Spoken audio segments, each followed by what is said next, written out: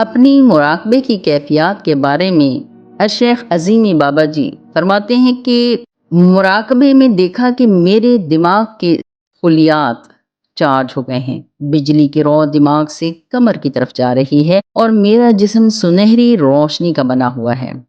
شہنشاہ تکلیم حضور بابا تاج الدین ناگپوری رحمۃ اللہ علیہ کی زیارت ہوئی۔ آپ نے فرمایا 3 باتوں کا خاص طور پہ خیال رکھو۔ 1، ذہن جنس کی طرف مائل نہ ہو۔ 2، گفتگو کم سے کم کرو اور مخاطب کی صلاحیتوں کے مطابق کرو۔ 3، کسی راز کی حقیقت کو ظاہر نہ کرو۔